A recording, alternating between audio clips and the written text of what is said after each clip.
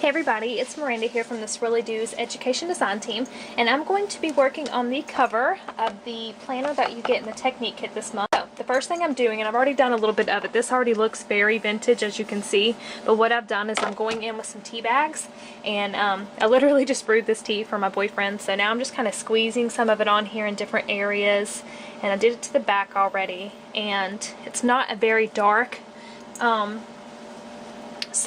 a dark difference. It's just pretty subtle on this brown, but if you do this on white paper and stuff, it's obviously going to be a lot darker. So I'm just going to kind of move this around and let it sit on here a little bit, and then as soon as that's done, I'm going to come back and do the next step.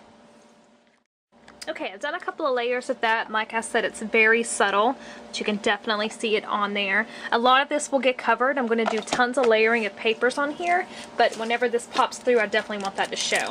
I'm going to do something different to the binding, so all of my elements and everything I do, I'm going to kind of cut off right here because I'm going to cover that up on the binding.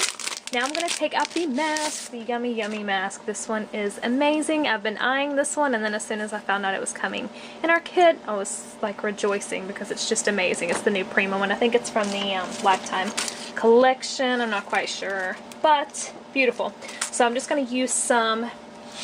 I get asked this a lot what I use on for my masks, and I use this stuff right here.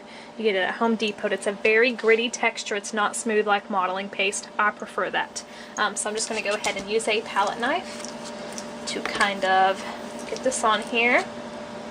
And then just randomly, actually I'm going to kind of cover the whole thing because I don't know where my papers will end up showing through. I'm going to do a lot of layering, so I think it's just best if I pretty much cover the whole front of this with the mask. That way I don't have to worry about any blank spots. I'm just spreading that across. And as you can see, this stuff is super thick and really gritty.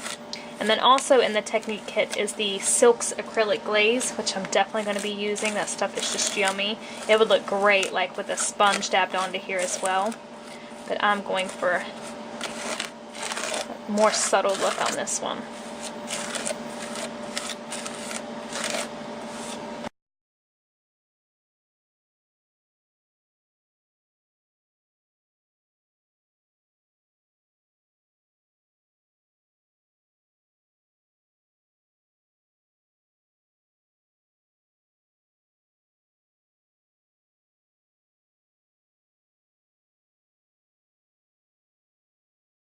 Okay, so I want to do a lot of paper layering, and I'm going to be using most of the papers from the main kit this month, and it's the Engraver paper. It's amazing. So I'm just going to pick a couple of sheets out. I really like this one because all of this already looks really vintage, really worn. And I'm definitely going to use the map. I'm obsessed with this little map right here. So I'm going to fussy cut that out and use it on here. But right now I'm just going to kind of play around and tear pieces of this out to kind of fit on here. This is still wet, so I'm just going to do this while it is drying. And then I'm also going to take some of the metal foil tape that you get. Love using this stuff so much. I'm going to cut little pieces about 6 inches long so they will fit in my embossing folder. This is just a Tim Holtz one. It's kind of like a ledger one from my stash. Let me grab my scissors really quickly, y'all. They are eluding me in my massive mess over here. So I'm just going to cut a strip of it, and I'm going to emboss it. And then I'm going to randomly tear it and adhere it on here as well. Okay, so I've got some pieces picked out that I'm going to use to layer on here. I may pull more out, but for now this is kind of what I've picked out. And all the white ones I decided to emboss. And I'm not going to ink it or anything, but I'm just going to leave it embossed, so it'll be a very subtle, you know, detail on there. So I'm taking a little strip of some black and just going to start randomly tearing these into strips so I can start layering them, some of them bigger than others. So I'm going to go ahead and just start tearing these all up, and then I'll come back and place them down. Okay, so I've played around with tearing up the papers and kind of figure out where I want to place them. So I'm going to take a picture really quick on my iPad so I remember my placement, and I'm going to start distressing all of these, and then also I wanted to use this foil tape in here. So I've already embossed it, and I'm just going to start tearing it into random little pieces, just like the paper. Just keep tearing it into pieces. Okay, so now what I'm going to do is I'm going to whitewash this a little bit. I'm going to use some gesso from last month's Technique kit. And let me grab a paintbrush really quickly to just kind of tone this down and not make the metal so shiny on there.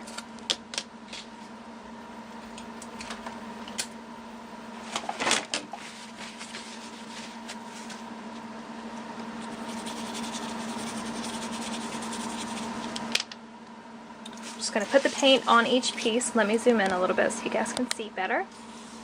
And then I'm going to kind of just blot it off so you can see what that piece looks like versus that one. So it still looks, hopefully my camera will zoom, it still looks really metallic but just not so clean. So I'm going to do this to all the pieces really quickly. Okay, I've got all of those whitewashed, and now I'm going to start distressing the edges of my paper here. And I'm using frayed burlap distress ink. I'm just going to go in all over all of these pieces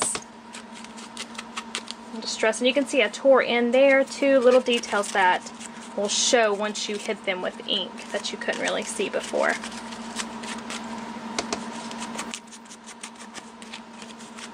And you can even hit some of those embossed areas and it'll create really pretty texture.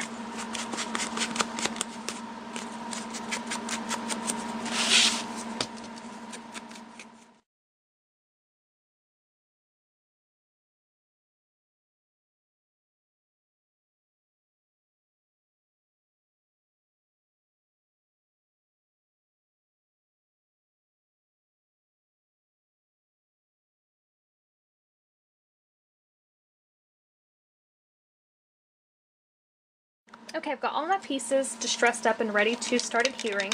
So what I've done is I've taken my water bottle here and just poured some of the water out, and I'm going to add some gesso in there.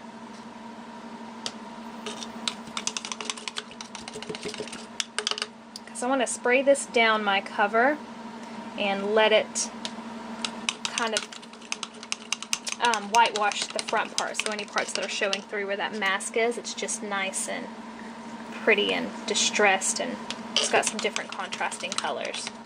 I'm just putting a little bit down in there.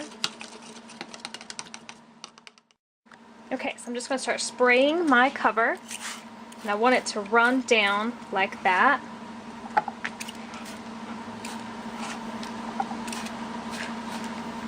Okay, and I'm going to stop it right there because I like the way those strips look. So I'm going to let that dry completely. Okay. So the gesso is completely dried, and you can see just how pretty that looks and just really distressed and aged. So now I'm going to do the same thing with the tea bags. Although they're not that dark, they will hit some of the masked part, and I think it'll create a really cool look. So I'm just squeezing these towards the top here and letting it run down. Just want lots of different colors and distressing in the background. Okay, so that's what it looks like for now. Okay, so we are pretty much ready to adhere our strips down. One last thing, I'm just going to distress the edges with some frayed burlap. And I've pulled some of the ribbon from the main kit, this one right here, and I cut it in half and then cut it in half again. So I'm going to use that to tie, although I don't think I'll really need to keep this tied. It's not going to be that full like a mini album, but I like the look of it. So I'm going to adhere that down here too, so I can use that as the closure for this. Frayed burlap distress ink is my favorite. It's very vintage looking without being too overbearing. Okay, so you can see what our background looks like so far. The tea and the gesso and the masking, it's a really pretty aged effect. So I'm going to go ahead and I'm going to be using 3-in-1, or not 3-in-1, Fabri-Tac glue. It's my new favorite glue. And I've got a leak here for some reason. Let me get this cleaned off real quick.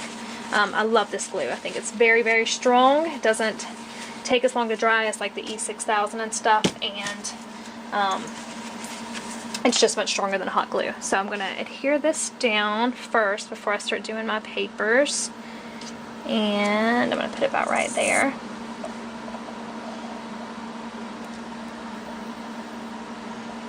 Okay, let's see if this end's a little more closed. Okay, just kind of push it down good because I don't want it to show a big bump on top of the paper.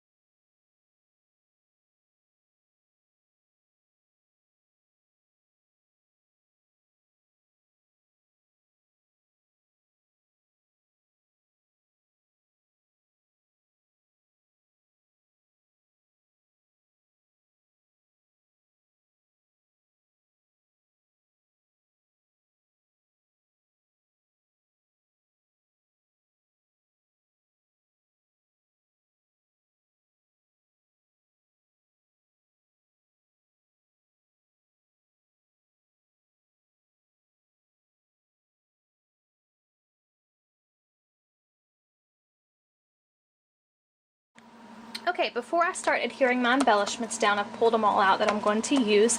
I want to do something different to the binding. So I pulled out a piece of the engraver paper from the main kit, and I want to use this instead of this darker one on my binding. And then I'm going to lace it up with some darker ribbon, so it'll still, you know, blend in very well. So I'm going to measure this really quickly. 9 inches. Okay, so I'm going to trim this down to 9.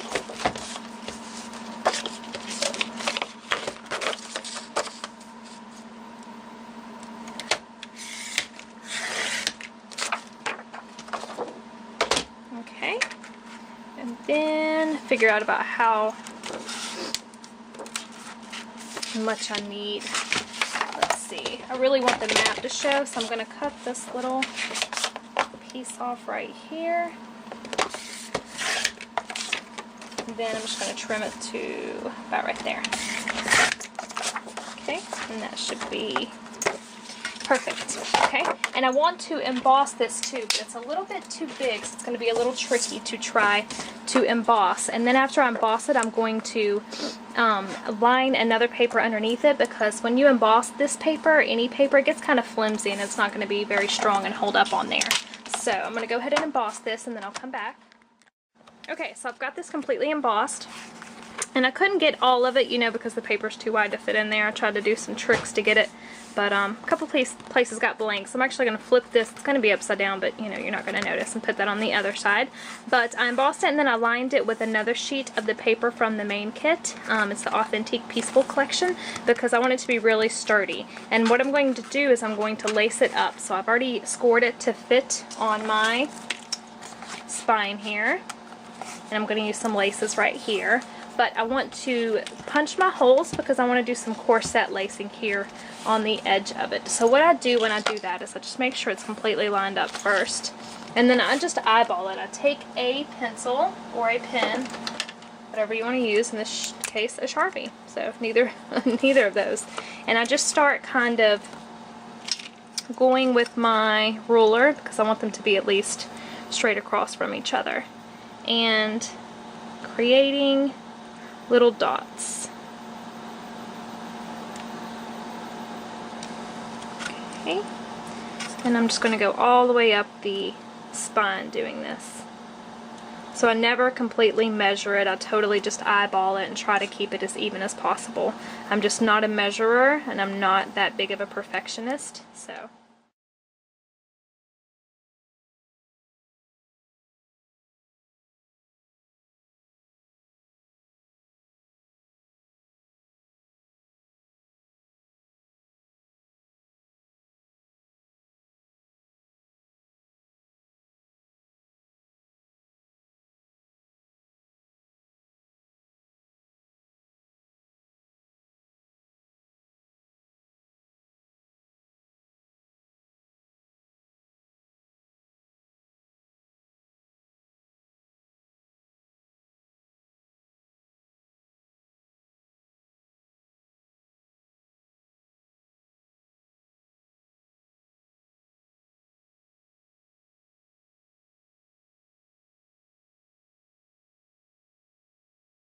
Okay, so I've got my pieces cross-stitched, but I'm not going to tie my bow yet until I get it on there. I think I'm going to do my bow at the top of this one too, and just hang some charms from it. So I'm going to use the Fabri-Tac glue to adhere this, but I'm also going to use a little bit of hot glue as well. So so it'll set faster. So I'm just going to go along the edge here.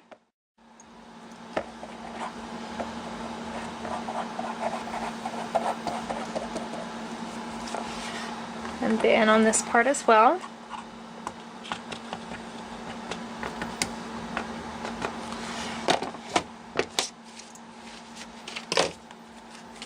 Okay, and then I'm going to use hot glue to make it set immediately.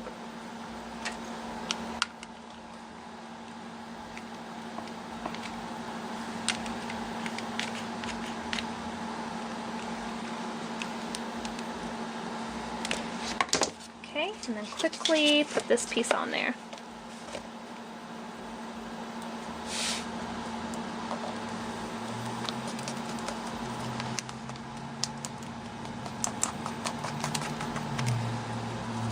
That way while the Fabri-Tac is drying, the hot glue is still holding it in place.